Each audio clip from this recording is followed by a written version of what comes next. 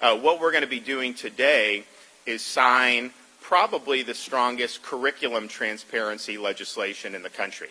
And what this is going to do is it is going to require transparency with respect to the materials that are being taught in classrooms or that are available in school libraries. And so if that's something that is going to be used, then that's something that a parent would have the right to understand and know that's going out there.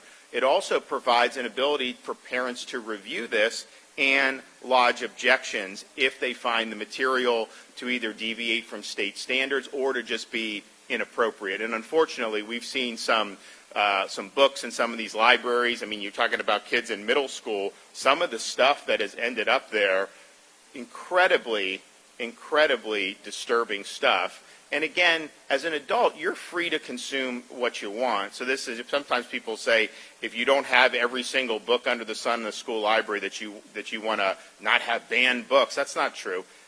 We have the ability to choose what is appropriate for different age groups. Adults have access to what they want to have access to, but when you're talking about some of these kids, particularly these young kids, to have some of this really graphic stuff in there is not in the best interest of the families and of the students. And so parents are going to have the ability to have their voice heard. And it also sets curriculum standards in terms of teacher professional development and the curriculum, making sure those align with required instruction and state standards. So for example, we don't have Common Core. We don't have critical race theory. We want to make sure, again, we're doing education, not indoctrination. And so this is going to be a really significant win for parents in the state of Florida, and it will really continue to show people that we are for our kids getting that good education, but not being subject to indoctrination. Here's the thing, this is important.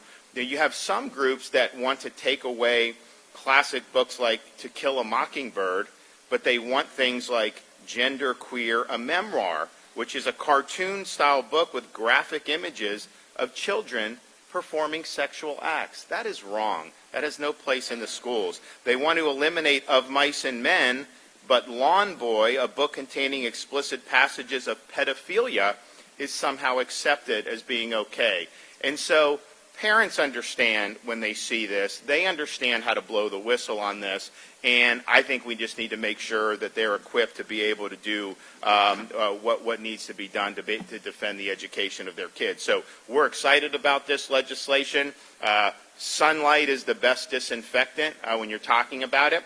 And when you see some of this stuff, and again, I don't think most teachers want to do this, but how this curriculum comes to be, there's certain companies that do it, there's school boards do certain things, and so there's a whole lot of moving parts. So what ends up being in that classroom or in that library, we don't necessarily have, the parent doesn't necessarily have control, but at that point, once it's there or is going to be proposed, you have the opportunity to review. There's procedures that will be in place, and if it violates state standards, if it's not consistent with what we've set out under Florida law, then the parent can prevail. And so I think I think these are well-meaning reforms, and I think it's going to help give parents a lot of confidence that they can send their kids to school and they'll get an education, but they're not necessarily going to be indoctrinated to things that are very, very questionable.